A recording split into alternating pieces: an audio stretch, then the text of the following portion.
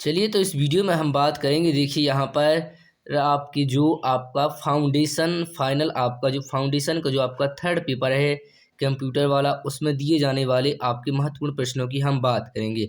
हम देखिए उन्हीं प्रश्नों की बात करेंगे जो महत्वपूर्ण है। महत्वपूर्ण का मतलब होता है वे प्रश्न जो आपकी पिछली परीक्षाओं में पूछे गए हैं। तो चलिए सबसे पहला प्रश्न है आपका कि सीपीयू के कार्य लिखिए। तो सबसे पहला प्रश्न है इसमें कि सीपीयू के कार्य लिखिए। तो आप यहाँ पर जितने मार्क्स में आपके पूछे जाते हैं उतने मार्क्स में आप लिखेंगे। यदि विगत वर्ष की बात करें तो उसमें 2 मार्क्स में पूछा गया था।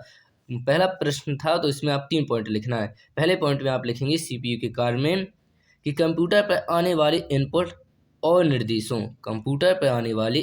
और निर्देशों को प्रोसेस करता है। तो जो आपका सीपीयू है इस जो कंप्यूटर पर आने वाले इनपुट और निर्देशों को प्रोसेस करता है। इसके बाद आप दूसरा पॉइंट लिख सकते हैं कि यह डेटा व निर्देशों को संग्रहित करता है। दूसरे पॉइंट में आपको क्या लिखना है कि यह डेटा व निर्देशों को संग्रहित करता है।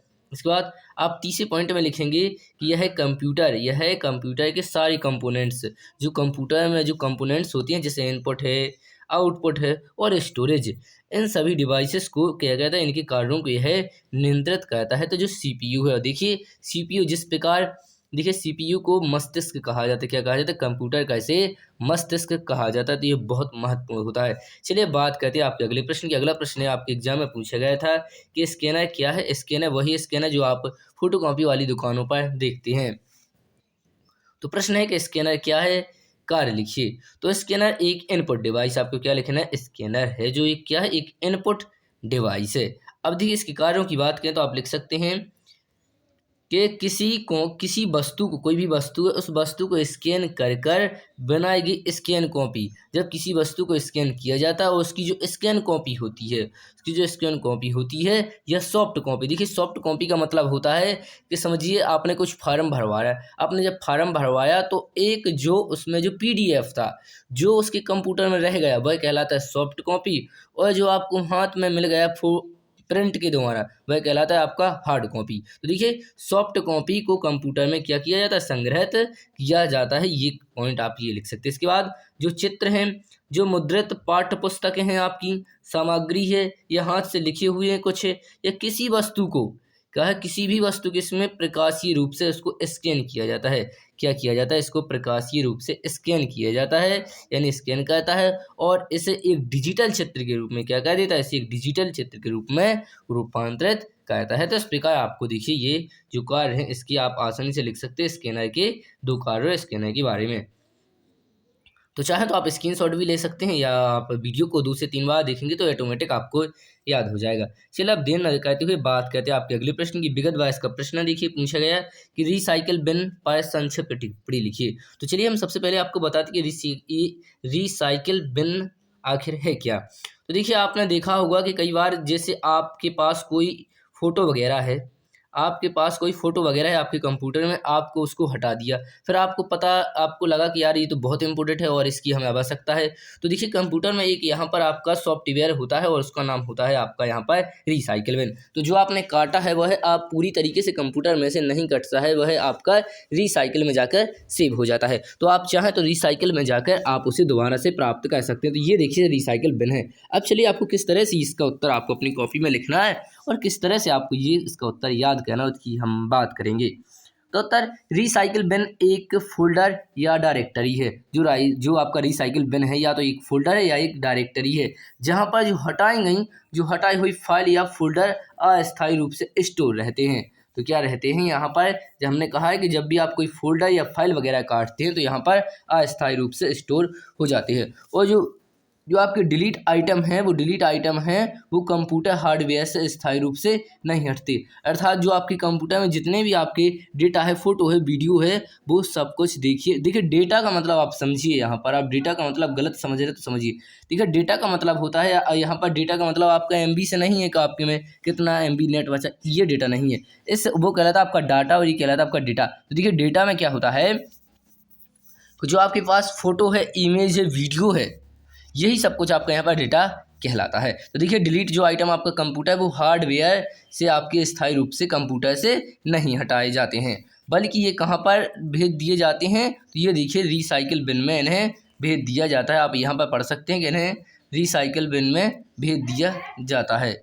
और रिसाइकिल बिन की सहायता से हम अपनी जो डिलीट हुई फाइल है उनको भी आसानी से यहाँ पर मंगा सकते हैं। जो अपनी डिलीट हुई फाइल है उनको हम अपने आसानी से रीस्टोर कर सकते हैं। रीस्टोर करने के बाद हम फाइल्स को अपने पहले वाले स्थान जो हमने रीस्टोर किया है उसको अपने पहले वाले स्थान अर्थात अपने ओरिजिनल लोकेशन पर फिर से उसे पहुंच जाती हैं वो ऑटोमेटिक। जब आपका डेटा रिसाइकिल बिन में रहता है तो आप उसको वहां से डायरेक्टली यूज नहीं कर सकते। यदि आपने कुछ काटा है और आपके पास वीडियो थी और आपने काट दी तो आप उसे रिसाइकिल बिन में जाकर नहीं चला सकते हैं। आप उसे तभी चला सकते हैं जब आपने उसे रीस्टोर कर लिया हो। तो आपको देखिए रीस्टोर करना आवश्यक है। तो इस प्रकार देखिए आपका रिसाइकिल बिन रहा था और देखिए यहाँ से ये रिसाइकिल बिन आपका ख़त्म होता है। यदि आप चाहें तो इसके स्क्रीनशॉट ले सकते हैं। ये स्क्रीनशॉट आपका देखिए ये वाला हो जाएगा, ये वाला, और एक चाहें तो आप ये वाला हो सकता है आपका। ये इस प्रकार देखिए आपके दोनों स्क्रीनशॉट में ये उसका उत्तर हो जाता है। चलिए अब हम देर न कहते हुए बात करते हैं आपके अगले प्रश्न की। यदि आपको हमारी वीडियो पसंद आती है, हमारा ये प्रोग्राम जो हम बना ये प्रयास यदि आपको पसंद आता है तो अपने दोस्तों में से देखिए अवश्य शेयर करिए। और यदि आप हमारे चैनल पर नए हैं तो चैनल को सब्सक्राइब कीजिए और वीडियो को लाइक करना ना भूलें। चलिए तो बात करेंगे अगले प्रश्न की कि ऑपरेटिंग सिस्टम क्या है। ये भी देखिए महत्वपूर्ण प्रश्न है, आपके एग्जाम में देखिए पूछा गया प्रश्न है कि ऑपरेटिंग सिस्टम क्या है और इसके आपको कार्यों को लिखना है। तो चलिए शुरुआत करेंगे। ऑपरेटिंग सिस्टम को ओएस भी कहा जाता है, शॉर्टकट ओ और एस। तो देखिए ऑपरेटिंग सिस्टम को ओएस भी कहा जाता है। ऑपरेटिंग सिस्टम एक कंप्यूटर प्रोग्राम होता है। क्या होता है? यह एक कंप्यूटर प्रोग्राम होता है जो कंप्यूटर में चलने वाले सभी प्रोग्रामों और कंप्यूटर से जुड़ी जितने भी डिवाइसेज है उनको संचालित करता है। और देखिए आगे बात करें तो ऑपरेटिंग सिस्टम ही कंप्यूटर की उपयोगकर्ता को एक ऐसा इंटरफेस प्रोवाइड करता है जिस पर वह यूजर आसानी से अपना कार्य कर सके। तो आप जान चुके हैं ऑपरेटिंग सिस्टम क्या है। ऑपरेटिंग सिस्टम देखिए, ऑपरेटिंग सिस्टम को हम ओएस भी कहते हैं और ऑपरेटिंग सिस्टम एक कंप्यूटर का है जो एक प्रोग्राम होता है जो कंप्यूटर में चलने वाले सभी प्रोग्रामों और कंप्यूटर से जुड़ी डिवाइसेस को संचालित करता है। ऑपरेटिंग सिस्टम ही आपकी देखिए कंप्यूटर की जो उपयोग करता है कोई एक ऐसा इंटरफेस प्रोवाइड करता है जिस पर यूजर आसानी से अपना कार्य कर सके। इसके बाद आपको इनके कार्यों को लिखना है तो आप यहाँ पर शॉर्टकट में इन कार्यों को सीख सकते हैं। तो सबसे पहला कार्य आप सीख सकते हैं यहाँ पर कि कंप्यूटर सिस्टम को सरल बनाता है। जो आपका ओएस यानी जो ऑपरेटिंग सिस्टम है वह देखिए कंप्यूटर के सिस्टम को सरल बनाता है। और दूसरे पॉइंट पर जो हार्डवेयर सूचना है उसको भी यह छिपाता है। और तीसरे पॉइंट पर सरल माध्यम यह उपलब्ध कराता है और संसाधनों का प्रबंधन करता है। तो इस तरह से देखिए आपको ये चारों पॉइंट याद कर लेने हैं। चलिए अब हम देर न करते हुए बात करेंगे आपके यहाँ पर अगले प्रश्न की। अगला प्रश्न है आपका एंटीवायरस क्या है। बहुत महत्वपूर्ण प्रश्न है और यदि आपके पास पेपर है तो आप देख सकते हैं विगत पेपर में आपका पूछा गया प्रश्न है कि एंटीवायरस क्या है, इसके कार्य लिखिए। तो चलिए सबसे पहले इस प्रश्न को सॉल्व करने से पहले हम यहाँ पर बताते हैं कि आपको एंटीवायरस क्या है। और पहले तो जानते हैं कि वायरस क्या है। तो देखिए वायरस आपने देखा होगा कई बार आपके प्रोग्राम में कुछ ऐसे बग या ऐसी प्रॉब्लम उत्पन्न हो जाती हैं जो आपकी फ़ोटो वगैरह है उनको डिलीट कर देती हैं या वो बाद में ओपन नहीं होती, तो वो कहलाते हैं आपकी वायरस। ये देखिए कहाँ से प्रवेश करती हैं। ये देखिए जब आप अपने जो आपका कंप्यूटर वगैरह आपका जो लैपटॉप है जब आप उसमें कैसेट वगैरह या आप जब उसमें USB लगाते हैं तब उसमें देखते उसके माध्यम से आपके यहाँ पर कार्ड के माध्यम से आपके कंप्यूटर में वायरस प्रवेश कर जाते हैं। ये वायरस क्या कहते हैं, आपके लैपटॉप में जो आपके कंप्यूटर में जितने भी आपकी फाइल वगैरह हैं उनको नष्ट करता है या उनको ओपन नहीं होने देता है। अब उन वायरसों को रोकने के लिए या जो पहले से आपके कंप्यूटर में हैं उनको नष्ट करने के लिए एक आपका यहाँ पर एक सॉफ्टवेयर बनाया जाता है, उसका नाम है एंटीवायरस। क्या है उसका नाम? सॉफ्टवेयर का नाम क्या है? एंटीवायरस। तो हमें आशा है कि आपको इतना प्रश्न में आ गया समझ में कि एंटीवायरस क्या है। अब चलिए देखते हैं कि आपको इसका उत्तर किस तरह से लिखना है। तो एंटीवायरस एक ऐसा प्रोग्राम है, प्रोग्राम का मतलब है सॉफ्टवेयर है, जो या कहें तो हम इसे यह भी बोल सकते हैं कि ये एक ऐसा सॉफ्टवेयर है जो कंप्यूटर में छुपे हुए सारे वायरस प्रोग्राम, जो कंप्यूटर में जितने भी वायरस आपके देखिए एंटीवायरस उसे मारने वाला है, वायरस एक खुद वायरस है। तो ये जितने भी छुपे हुए सारे वायरस प्रोग्राम हैं उनको ढूंढ निकालता है और उन्हें कंप्यूटर से डिलीट यानी उन्हें ख़त्म कर देता है। तो इस तरह से देखिए आप एंटीवायरस को समझ चुके होंगे कि एंटीवायरस क्या है। अब इसके कार्यों की बात करें तो आप कार्यों के यहाँ पर 1 से 2 लिख सकते हैं। चलिए हम लिखते हैं और बताते हैं आपको किस तरह से लिखना है। तो फर्स्ट कार एंटीवायरस मालवेयर, जो एंटीवायरस है आपका मालवेयर जो वायरस है उससे भरी वेबसाइट को ओपन होने से ही बचाता है। यदि आप ऐसी कोई वेबसाइट में जाते हैं जहां पर उस वेबसाइट से आपकी कंप्यूटर को खतरा है, तो उसे ओपन होने से क्या कहता है, उस वेबसाइट को ओपन होने से यह रोकता है। इसके बाद आप दूसरा पॉइंट यहाँ पर लिख सकते हैं, यह ऑनलाइन किए जाने वाले पेमेंट, जो आप ऑनलाइन पेमेंट कहते हैं उसको, और ट्रांजैक्शन जब उसमें जाता है पेमेंट, और तथा जो पासवर्ड है उसको क्या कहता है, उसको यह सुरक्षित बनाता है। इसके साथ आप लिखेंगे कि एंटीवायरस, जब यदि आपकी कंप्यूटर में पहले से एंटीवायरस का सॉफ्टवेयर अपलोड है यानी इंस्टॉल है, जो आपके कंप्यूटर में ख़राब होने या उसको करप्ट होने का भी आपको डर नहीं होता है। तो आप इस तरह से देखिए इसको लिख सकते हैं। चलिए, तो इस तरह देखिए आपका जो एंटीवायरस वाला जो आपका प्रश्न था वह समाप्त होता है। चलिए, अब हम देर न कहते हुए आपके अगले प्रश्न की, हमने देखिए इस वीडियो में हम देखिए आपके लिए यहाँ पर 8 प्रश्न लाए हैं, और आप देखिए पार्ट 1 पार्ट 2 के नाम से वीडियो आती रहेंगी। बस आपको इसको भरपूर मात्रा में जितना आप चाहें, जितना आप कह सकते हैं, आपको उतना शेयर करना है और इसे अपने दोस्तों तक अवश्य पहुँचाना है। तो सबसे पहला अगला प्रश्न आपका 6वां कि WW क्या है, संक्षिप्त में लिखिए। तो सबसे पहले आप सीख लीजिए कि WW का पूरा नाम क्या है, वर्ल्ड वाइड वेब। आपको इंग्लिश में भी लिखना आना चाहिए, वर्ल्ड वाइड वेब। तो वर्ल्ड वाइड वेब आपका इसका फुल फॉर्म हो जाएगा और इसी संक्षिप्त में लिखना है। तो चलिए, WW का पूरा नाम आपका वर्ल्ड वाइड वेब है। इंटरनेट, अब देखिए इंटरनेट और वर्ल्ड वाइड, जो आपका वर्ल्ड वाइड, यहाँ पर थोड़ा सा इसको करेक्ट करना है, तो इंटरनेट और जो आपका वर्ल्ड वाइड वेब है वह दोनों में आपस में कोई गहरा संबंध है। तो देखिए, जो आपका इंटरनेट है और आपका जो WW है, उन दोनों का बहुत ही गहरा संबंध है, और जो दोनों क्या है, एक दूसरे पर निर्भर हैं। जब एक दूसरे का अच्छा खासा संबंध होगा किन्हीं लोगों का, तो वो ऑटोमेटिक एक दूसरे पे क्या रहेंगे, डिपेंड रहेंगे, तो यानी वह एक दूसरे पर ऑटोमेटिक ही निर्भर रहते हैं। वर्ल्ड वाइड वेब यानी WW जानकारियों का एक भंडार है। क्या है, यह एक जानकारियों का भंडार है जो लिंक्स के रूप में रहता है। किसके रूप में, लिंक के रूप में। आपने देखा होगा लिंक, आप कई बार कॉपी करते हैं लिंक, तो वही देखिए लिंक के रूप में रहता है। चलिए देखते हैं, आप चाहें तो इसका स्क्रीनशॉट यहाँ से ले सकते हैं। चलिए बात करेंगे आपकी इसके, और जो आधा आपका प्रश्न का आंसर रह गया वो वाला आगे आप लिखेंगे। तो आगे आपको लिखना है कि WW डॉक्यूमेंट्स का एक समूह होता है। जो WW है वह डॉक्यूमेंट्स से आपके पास जो उसका एक समूह होता है, जो आपस में एक दूसरे से हाइपर टेक्स्ट किससे जुड़े होते हैं, हाइपर टेक्स्ट से जुड़े होते हैं। हाइपर टेक्स्ट डॉक्यूमेंट्स में टेक्स्ट, इमेज, ध्वनि का समावेश होता है। जो आपका डॉक्यूमेंट्स है, हाइपर डॉक्यूमेंट्स है, उसमें आपकी टेक्स्ट है, इमेज है, ध्वनि है, उनका समावेश होता है। और WW इंटरनेट की एक सेवा, जो WW है वह इंटरनेट की एक सेवा है। WW का देखिए प्रथम बार प्रयोग है जो टिम बर्नर्स-ली है, और इन्होंने ही किया था। वो देखिए इन्हीं को इनका जनक भी कहा जाता। कब किया था, अब 1989 में इन्होंने प्रयोगशाला में इसका शब्द का प्रयोग किया था। चलिए, अब हम देर न करते हुए बात करते हैं आपके अगले प्रश्न की। तो अगला प्रश्न आपका बहुत ही इंपॉर्टेंट प्रश्न है कि हेडर एवं फुटर पर टिप्पणी लिखना है। तो हेडर और फुटर क्या है, तो चलिए पहले आपको सिंपल भाषा में समझाते हैं तो आपको ज़्यादा समझ में आएगा। तो समझिए, ये है आपके पास एक पेज, और आपने देखा होगा कई बार आप जब पहले रफ वगैरह लेते थे आप पक्की पेज वाली, तो आप देते थे कि यहाँ से ऊपर आपको कुछ नहीं लिखना है, ऊपर लिखना है आपको पार्ट का नाम, जो आपका पेज नंबर है, डेट वगैरह, पेज नंबर, तो यहाँ पर आप डेट वगैरह, ठीक है, पार्ट का नाम, ये सब कुछ आप यहाँ पर लिख देते थे। तो ये जो ऊपर वाला हिस्सा है आपका, जो किताब का जो आपका जो ऊपर वाला, जो पेज का जो ऊपर वाला हिस्सा होता है, उसे कहते हैं हेडर। उसे कहते हैं हेडर।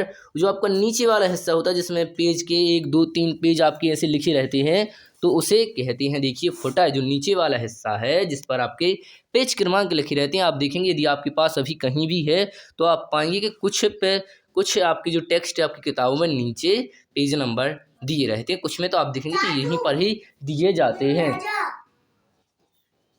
चलिए बात करेंगे आगे प्रश्न की। तो चलिए इसको जो आपको किस तरह से आपको इसका उत्तर लिखना है उसको हम समझाते हैं।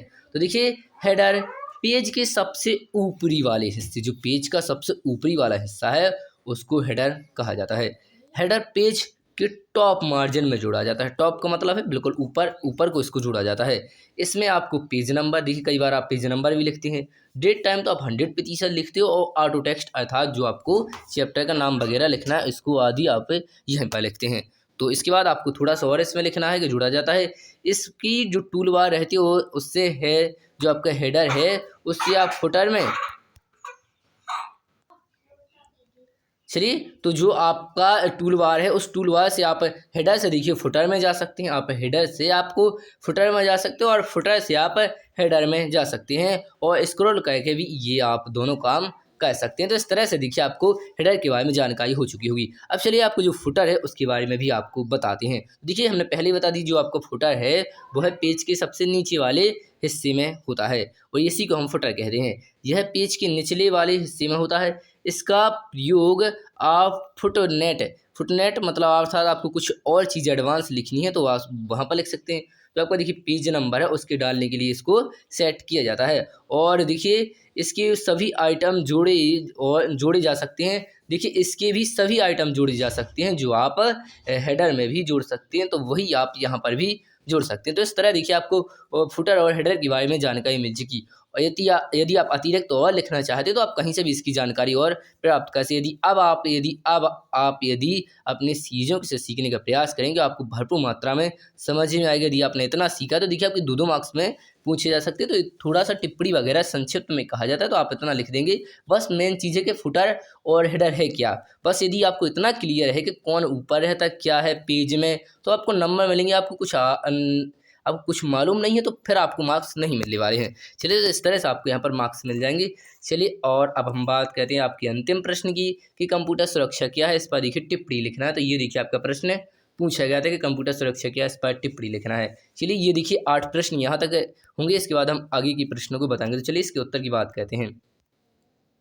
कंप्यूटर सिक्योरिटी, देखिए सुरक्षा को इंग्लिश में सिक्योरिटी कहते हैं। तो कंप्यूटर सिक्योरिटी को साइबर सिक्योरिटी क्या तो जो आपका कंप्यूटर सिक्योरिटी है उसको साइबर सिक्योरिटी और आईटी सिक्योरिटी के नाम से जाना जाता है। तो सबसे पहले आपको इसके 2 नाम लिख देना है, एक साइबर सिक्योरिटी और एक आईटी सिक्योरिटी के नाम से जाना जाता है।